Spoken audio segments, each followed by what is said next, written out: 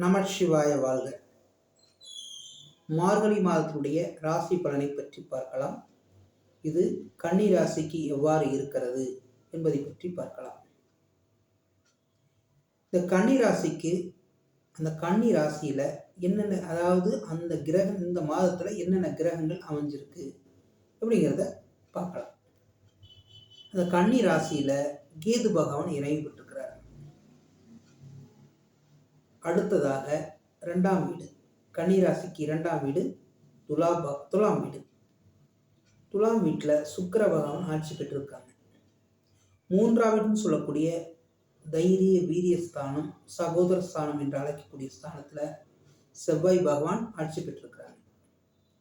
4ஆம் வீடு மாத்ருஸ்தானம், சுகஸ்தானம் என்று அழைக்கக்கூடிய ஸ்தானத்தில் லக்னாதிபதி ஆனவர் புதன் பகவானும் விரையாதிபதி என்று சொல்லக்கூடிய சுக்கிர பகவானும் 2 பேரும் இணைஞ்சு அமைஞ்சிருக்கிறாங்க. அடுத்ததா கும்ப வீட்டில் சனி ஆட்சி பெற்றிருக்காங்க. 7ஆம் வீடு என்று சொல்லக்கூடிய பாதகஸ்தானத்துல ராகு பகவான் அமைஞ்சிருக்கிறார். 8ஆம் வீட்டில் பாதகஸ்தானாதிபதியாக இருக்கக்கூடிய குரு 8ஆம் இடத்துல அமர்ந்து வக்ரம் பெற்றிருக்கார். இதன் அடிப்படையில் ராசி, அதாவது அந்த கன்னி ராசியில மார்கழி மாதத்துல இருக்கக்கூடிய கிரக நிலை எவ்வாறு இருக்கிறது, எவ்வாறு அமைஞ்சிருக்காங்க, அவங்க எப்படி பலன் தர போறாங்க, இந்த மாதத்துல எப்படி எல்லாம் பலன் தர காத்திருக்காங்க அப்படின்னு பார்த்தா இந்த கிரக நிலை தான் முக்கியம். அதன் அடிப்படையில் நல்லா இருக்கா அப்படின்னு பார்த்தா இந்தந்த கிரகங்கள் வலிமை பெற்றிருக்கு, வலிமை குன்றிய கிரகங்கள் அப்படின்னு அடிப்படையில் பார்த்தா இந்த மார்கழி மாதத்துக்கு கன்னி ராசிக்கு கிரக நிலைகள் நல்லா சாதகமாகவே இருக்குது பொதுவாக நினைவு. இப்போ இது எப்படி எப்படி இருக்கு அப்படிங்கிறத ராசியிலேருந்து தொடங்கும். இப்போ ராசி கன்னிராசி இருக்கக்கூடிய கிரகம் கேது பகவான். இந்த கேது பகவான் லக்னத்தில் அமைந்திருப்பது ஒரு வகையில் சாதகத்தையும் பாதகத்தையும் கொடுக்குறாங்க. அந்த கேது லக்னத்தில் அமைந்திருப்பது மிகவும் புத்திசாலித்தனத்தையும் அமைதியான ஒரு அமைப்பின் மூலம் சாதகத்தை ஏற்படுத்தக்கூடிய அமைப்பையும் தருவாங்க. அதே சமயம் சில அதாவது ஒரு நிறைவேறாத தன்மை, தடை தாமத தன்மை ஏற்படுத்தக்கூடிய அமைப்பு இந்த கேது பகவானுக்கு இயல்பாகவே இருக்கும். இது லக்னாதிபதியும், அதாவது இந்த ராசியாதிபதியும் சார்ந்தது. இந்த ராசியாதிபதி புதன் சுபர் வீட்டில் அமர்ந்திருக்கிறாங்க, விரையாதிபதியும் கூட சேர்ந்திருக்காங்க. இப்போ இது என்ன அப்படின்னு பார்த்துட்டா 4ஆம் வீட்டில் அமர்ந்திருக்கிறது இந்த ராசியாதிபதி வக்ரம் பெற்று அமர்ந்திருக்கிறதும், சூரிய பகவான் அங்கு கூட இணைவு பெற்று இருக்கிறதும், குரு பார்வை பெறுவதும் மிகவும் ஒரு அற்புதமான நிலை. இது என்ன நிலை அப்படின்னு சொல்லிட்டா 4ஆம் வீடுங்கிறது முதலீடு ஏற்படுத்தக்கூடிய ஸ்தானம். முதலீடை ஒரு இடத்துல எங்க செலுத்தலாம் அப்படிங்கிற பார்க்கக்கூடிய ஸ்தானம். அந்த இடத்துல பார்த்தீங்கன்னா இந்த ராசி அந்த புதன் பகவான் குருவால் பார்க்கப்படுது. குருவால் பார்க்கப்படும் பொழுது இவங்களுக்கு மிகவும் சாதகமான சூழ்நிலை ஏற்படுது. முதலீடுலாம் அதாவது வீடு வாங்குறதுக்கும் வீடு கட்டுறதுக்கான காலி இடம் வாங்குறதுக்கும் இது சாதகமான சூழ்நிலையை ஏற்படுத்துது அப்படிங்கிறத சொல்லுது. 2வது குடும்பஸ்தானம் சொல்லக்கூடிய ஸ்தானத்துல சுக்கிர பகவான் ஆட்சி பெற்றிருக்காங்க. குடும்பம், வாக்குஸ்தானம் அப்படின்னா அமைக்கக்கூடிய ஸ்தானத்துல, தனஸ்தானம் அப்படின்னா அமைக்கக்கூடிய ஸ்தானத்துல இவங்க ஆட்சி பெற்று அமைக்கிறாங்க. ஆட்சி பெற்றிருக்கிற சுக்கிர பகவான் ஆட்சி பெற்றிருக்கிறது மிகவும் ஒரு அற்புதமான நிலையாக விளங்குது. அடுத்ததாக தைரிய வீரிய ஸ்தானம், சகோதர ஸ்தானம் என்ற அமைக்கக்கூடிய ஸ்தானத்துல செவ்வாய் ஆட்சி பெற்றிருக்கிறாங்க. இது ஒரு வேலை செய்யும்னு வச்சுக்கோங்க. தைரியத்தையும் வீரியத்தையும் வெற்றியையும் வேகத்தையும் கொடுக்கக்கூடிய ஸ்தானம் 3ஆம் இடம். அந்த 3ஆம் இடத்துல செவ்வாய் ஆட்சி பெற்று தைரியத்தையும் வீரியத்தையும் செயல்பாட்டில் வேகத்தையும் கூட்டி செயல்படுத்தக்கூடிய அமைப்பு அந்த ராசி பகவானுக்கு இருக்கு. இந்த 3ஆம் இடத்துக்கு இருக்கு. அதன் அடிப்படையில் இவங்க வெற்றியை தர்றாங்க. இப்போ 4ஆம் இடம் தான் விளக்கணும். அதாவது 4ஆம் இடத்துல சுபர வீடாக இருந்து லக்னாவதி இருந்து அதனுடைய சூரியன் கூட இருந்தும் குரு பார்வை பெறுவது மிகவும் அற்புதமான ஒரு நிலை இந்த மாதத்துக்கு இந்த ராசிக்காரர்களுக்கு கன்னிராசிகர்களுக்கு மிகவும் அற்புதமாக இருக்காங்க. அடுத்த 5ஆம் வீடு என்று சொல்லக்கூடிய பூர்வ புண்ணிய ஸ்தானம், புத்திரஸ்தானம் என்று சொல்லக்கூடிய ஸ்தானத்துல சனி பகவான் வீடா வருது மகரத்துல. அவங்க அந்த ஸ்தானத்துக்கு விரயத்துல இருந்தாலும் கூட இது ஓரளவுக்கு நன்மையை தான் இந்த 5ஆம் இடம் தருது அப்படிங்கிறத எடுத்துக்காட்டுது. அடுத்து 6ஆம் இடம். 6ஆம் இடம் என்று சொல்லக்கூடிய ஸ்தானம்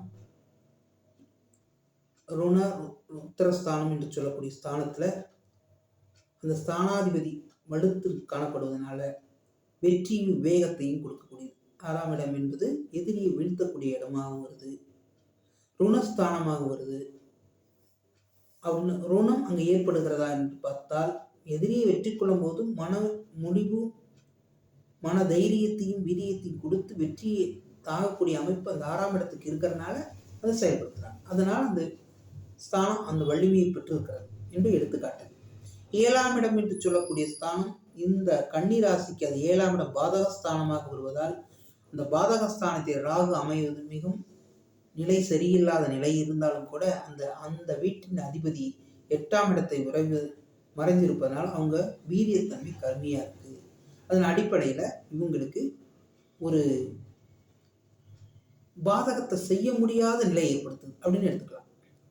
இப்ப ராகு இருந்தாலும் அங்க சாதகமா இருக்கா அப்படின்னு தான் அந்த வீட்டதிபதிக்கு ஒரு துணை புரியணும் அந்த ஒரு செயலை செய்யறதுக்கு. அதன் அடிப்படையில் பார்க்கப்பட்டா லக்னத்துக்கு 8ஆம் இடத்துல அந்த குரு மறைஞ்சதுனால பாதகம் செய்ய முடியாத நிலையை ஏற்படுத்துது அப்படின்னு எடுத்துக்காட்டுது. அந்த இப்ப 8ஆம் இடத்து அதிபதி அப்படின்னு வச்சுட்டா செவ்வாய் ஆட்சி பெற்று காணப்படுவதனால் 8ஆம் இடத்தின் அடிப்படையில் அவமானத்தை ஏற்படுத்தக்கூடிய அமைப்பும் இருக்கு. அதே சமயம் அதிர்ஷ்டத்தை பெறக்கூடிய அமைப்பும் இந்த ராசிக்காரர்களுக்கு 2 நிலையும் ஏற்படுத்துது அப்படின்னு எடுத்துக்கலாம். அடுத்து 9ஆம் வீடு என்று சொல்லக்கூடிய ஸ்தானம் பாக்கியஸ்தானம். அந்த பாக்கியஸ்தானத்துடைய அதிபதி சுக்கிரன் 2ஆம் இடத்துல இருந்து நன்னிலை பெறனால திரிகோணத்துல கேது அமையறனாலையும் தடையும் தாமதத்தையும் பூர்வ புண்ணியத்தின் அடிப்படையில் நன்மையும் தீமையும் கலந்து ஏற்படுத்தக்கூடிய அமைப்பு அந்த கன்னி ராசிக்காரருக்கு இந்த மார்கழி மாதம் இருக்கு. அடுத்ததாக 10ஆம் வீடு கர்மஸ்தானம். அந்த கர்மஸ்தானத்துல புதனும் சூரியனும் பார்ப்பதனால் அந்த வீட்டதிபதியும் பார்ப்பதனால் நன்மையையும் இந்த ராசிக்கு 12ஆம் அதிபதியாக வரக்கூடியதனால் தீமையும் அதாவது விரயத்தை கொடுத்து நன்மையை செய்யக்கூடிய அமைப்பு ஏற்படுத்துது அப்படிங்கிறது சொல்லுது. 11ஆம் இடம் என்று சொல்லக்கூடிய ஸ்தானம் லாபாதிபதி கடக வீடாக வந்து கடக வீட்டின் அதிபதி 27 நட்சத்திரங்களில் சஞ்சாரம் செய்யும் பொழுது நன்மை தீமைகளை ஏற்படுத்தக்கூடிய அமைப்பு அங்கு ஏற்படுகிறது. 12ஆம் வீடு என்று சொல்லக்கூடிய விரயஸ்தானாதிபதியாக வரக்கூடிய சூரியன் நன்மையும் தீமையும் கலந்து இருபாலிட தன்மையை கொள்கிறது. அந்த சனியை அந்த 12ஆம் இடத்தை சனி பார்வை பெறுகிறது, குருவும் பார்வை பெறுகிறது. அதாவது விரயத்தை ஏற்படுத்துதல், நம்முடைய இருப்பை கலைக்கக்கூடிய தன்மையும் இந்த குரு பார்வையினால் நன்மையும் அது இருப்பு கலைந்து எதிர்கால திட்டத்திற்கு முதலீடாக வரக்கூடிய அமைப்பாக இருக்கு அப்படிங்கிறது சொல்லுது.